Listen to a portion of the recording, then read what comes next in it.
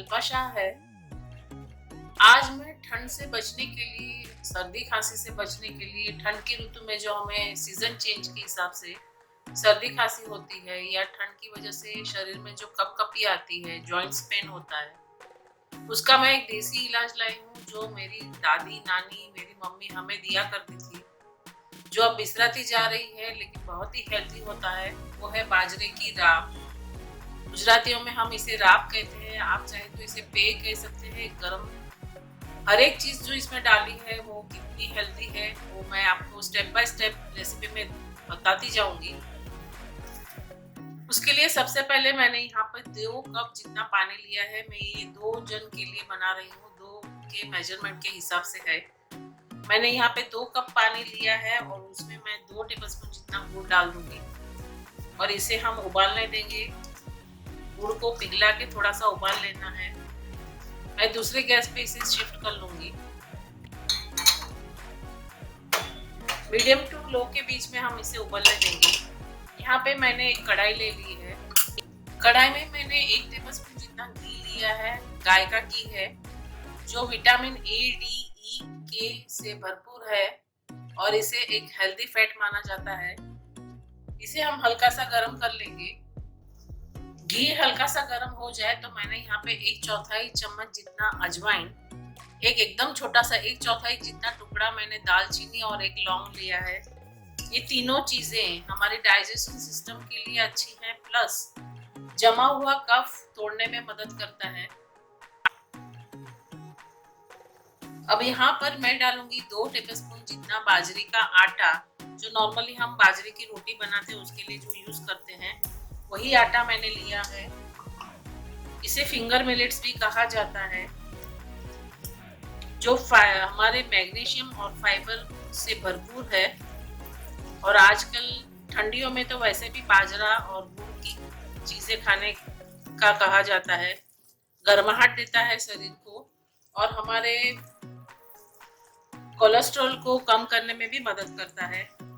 और इसकी तासीर जो होती है वो थोड़ी सी गर्म होती है।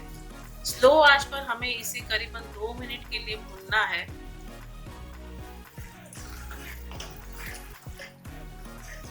पहले के ज़माने में अगर सर्दी खांसी हो जाती थी, कफ हो जाता था, तो हमें सुबह इस 3 दिनों तक रोज दिया जाता था, तो हमें डॉक्टर को पास जाने की ज़रूरत ही नहीं पड़ती थी। बहुत ही रिलीफ फील होता था। इससे हमारा पेन भी, बॉडी पेन भी कम हो जाता है। प्रेग्नेंट लेडीज को इसे अक्सर दिया जाता है, उनके लिए बहुत ही हेल्दी होता है ये। 2 मिनट हो चुकी है, हल्का सा रंग चेंज हो गया है और थोड़ी सी खुशबू भी आने लगी है। अब मैं इसमें डालूंगी ये 1 टेबलस्पून जितना गोंद है, जिसे मैंने हल्का सा कूट लिया है। हम गोंद को इसमें ही फुला लेंगे। गोंद हमारी हड्डियों की मजबूती के लिए बहुत ही बेहतरीन है। ये देखिए तुरंत ही फूल जाता है। अलग से इसके फुला कर डालने की जरूरत नहीं होती है। आंच को मैंने स्लो ही रखा है, तेज आंच पर हमें बिल्कुल भी काम नहीं करना है। सिर्फ 1 मिनट के लिए इसे सेक लेंगे। अच्छे से फूल चुका है। अब मैं डालूंगी इसमें 1 चुटकी जितनी हल्दी। आप जानते हैं हल्दी के कितने मेडिसिनल बेनिफिट्स हैं। जैसे वो घाव हमें लगा हो, बाहर जैसे वो रूजन घाव को भर देता है, वैसे ही अंदरूनी घाव को भी ये भर देता है। ब्लड प्योरिफिकेशन के लिए भी बहुत अच्छा है। इसके साथ ही मैं ये डाल रही हूँ असेरिया, जिसे हम कहते हैं, इंग्लिश में इसे कहा जाता है एलिव सीड्स।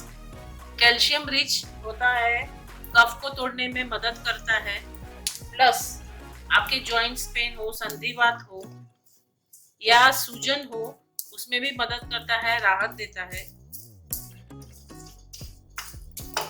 हल्का सा इसे भी भून लेंगे और लास्ट में मैं डालूंगी इसमें 1/4 टीस्पून जितना सौंठ का पाउडर, यानी कि जिंजर पाउडर। ये भी बहुत ही हेल्दी होता है कफ तोड़ने के लिए और डाइजेशन सिस्टम के लिए। बस हल्का सा इसे रोस्ट करेंगे सिर्फ 10 सेकंड के लिए।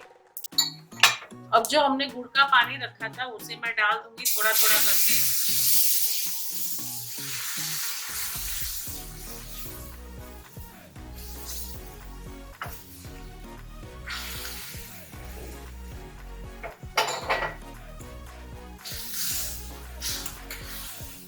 से मिला लूंगी मैं।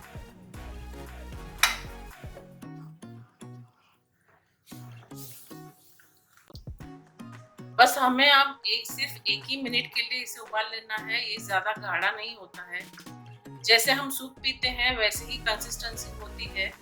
देखिए, एक आध मिनट के लिए ही उबाल लेंगे क्योंकि हमने गुड़ का पानी भी उबाल के ही लिया है।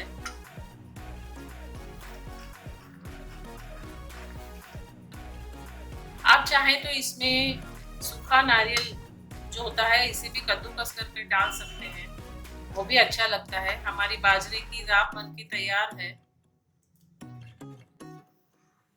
अगर ठंड की मौसम में आपको जुकाम, सर्दी, खांसी या कफ प्लस बॉडी पेन है तो इसे रोज आप लगातार 3 दिन खाली पेट लीजिए। अगर पॉसिबल है तो खाली पेट ही लीजिए, अगर नहीं है तो दिन में आप कभी भी ले सकते हैं, लेकिन उसके 1 घंटे आगे और 1 घंटा पीछे आपको कुछ भी खाना पीना नहीं है, तो ही अपना ये जादू कर सकेगा अपनी बॉडी में। और अगर आपको ये परेशानी नहीं है लेकिन वो परेशानी से अगर पहले से ही बचना चाहते हैं तो हफ्ते में 2 दिन इसे जरूर से लीजिए। हमारी दादी, नानी और मम्मी का ये उपाय एक बार जरूर से ट्राई कीजिएगा। कोई भी साइड इफेक्ट्स नहीं है इसके। तो हमारी बाजरे की राब जरूर से ट्राई कीजिए। अगर रेसिपी पसंद आती है तो अपनों के साथ जरूर से शेयर कीजिए ताकि उन्हें भी ये चीज काम आए। और कमेंट्स जरूर से दीजिएगा, लाइक का बटन भी जरूर से प्रेस कीजिए। Thank you.